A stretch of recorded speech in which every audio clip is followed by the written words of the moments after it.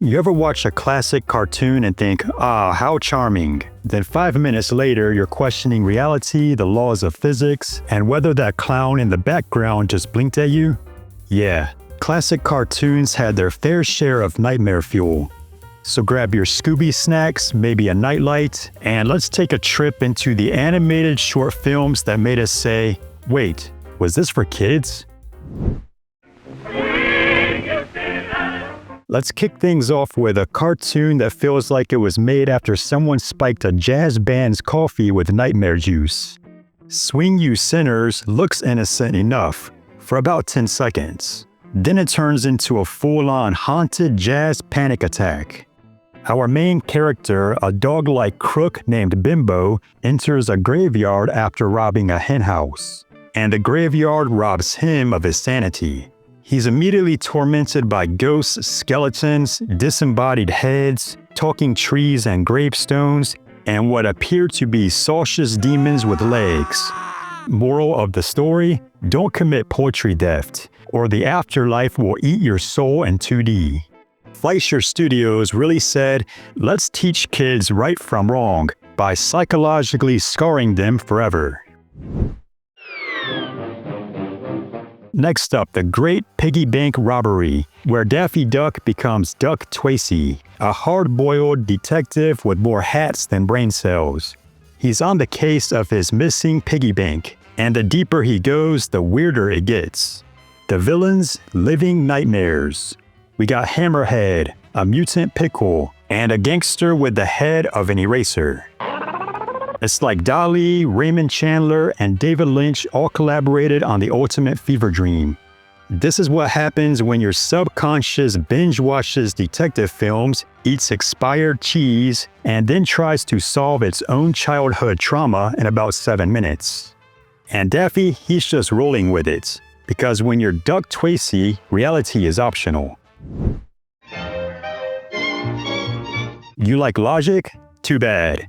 Porky in Wackyland throws it out the window, sets it on fire, and replaces it with a dodo bird who talks like a malfunctioning carnival barker. Yes, I'm really the last of the dodos. Porky's hunting the last of the dodos, but apart from finding a bird, he stumbles into a realm where reality is held together with rubber cement and saxophones.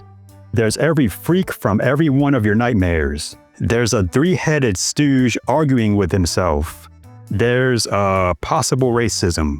And the dodo, he zips around the screen, vanishing and reappearing mid-sentence like the animators were paid in jazz solos and bad dreams. This was Warner Brothers going full loony before they even branded it. It's anarchic, it's brilliant, and it plays like a cartoon wrote itself during a nervous breakdown. Watch it at 2 a.m. and you might start questioning whether you're the last dodo. Ah yes, Fantasia, a beautiful symphony of sound and holy demon Batman. This segment introduces Chernabog, a winged mountain-sized nightmare who wakes up, stretches, and summons an army of tortured souls like he's just clearing his inbox. Skeletons, specters, fire demons, they all come out to party under his enormous wingspan of doom. It's dark, dramatic, and absolutely not what your grandma meant when she said Disney is wholesome. This isn't Bambi tiptoeing through the forest. This is Satan hosting Burning Man on a volcano. And the animation, gorgeous, terrifying, like a cathedral mural came to life and decided it was done being subtle.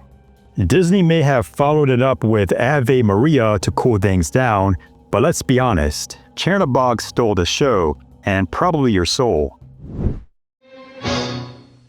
Now here's a Bugs Bunny short that dips its toe into horror and then belly flops straight into it.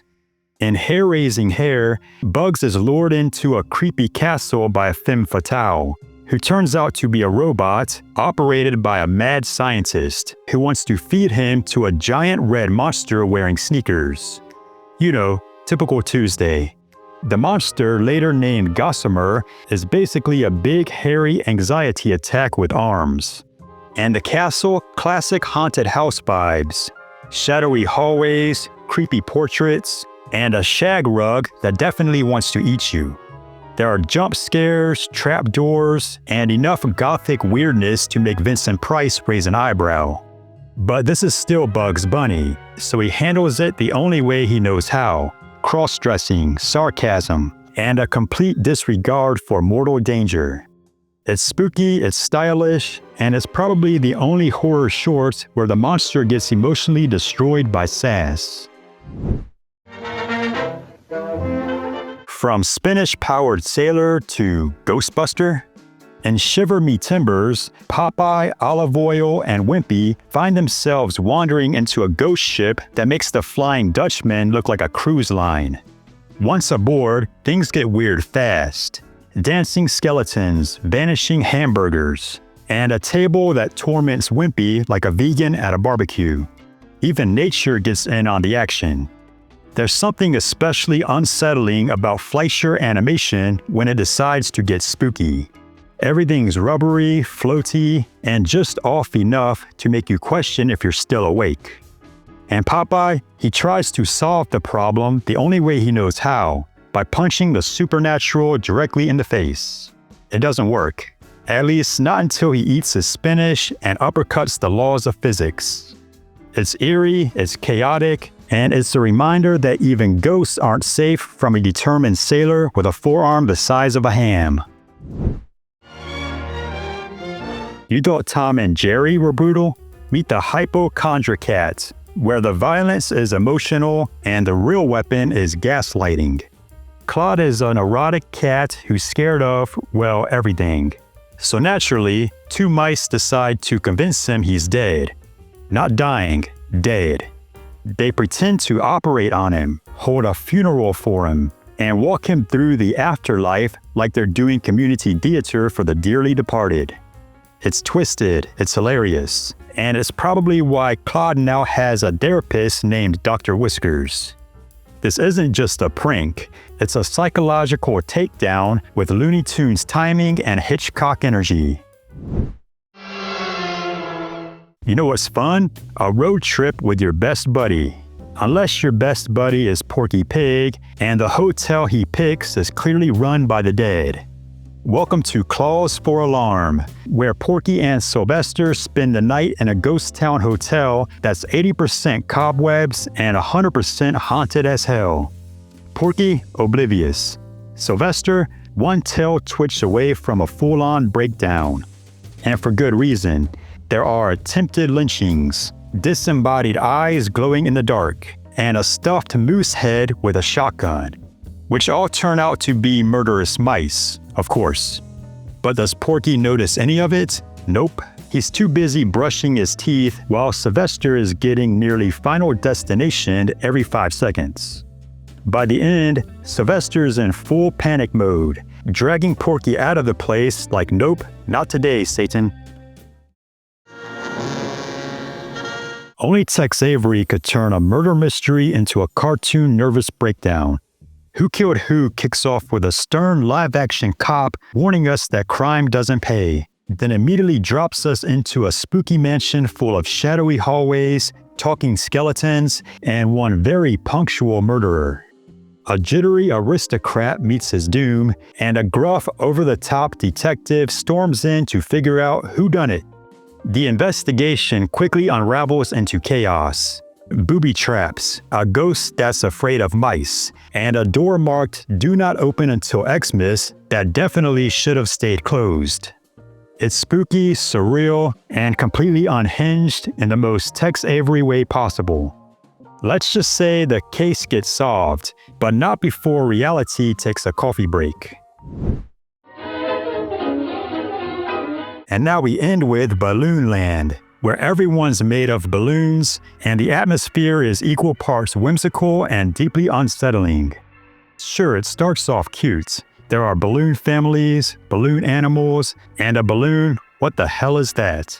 But lurking in the shadows is the Pincushion Man, a literal walking horror with needles for fingers and a permanent murder grin. He storms in like the world's worst birthday guest and starts popping citizens like bubble wrap at a stress convention. It's meant to be a cautionary tale about safety and vigilance. But let's be real, it's mostly about how terrifying it is to live in a world where one sharp object equals instant doom. Balloon Land is bouncy, bizarre, and the kind of thing you'd find playing on a TV inside a haunted thrift store. So next time someone tells you classic cartoons are just for kids, remember, they snuck in more horror than some R-rated movies. Whether it's existential dread, unsettling animation, or full-on demons, these classics prove that cartoons weren't afraid to get a little creepy.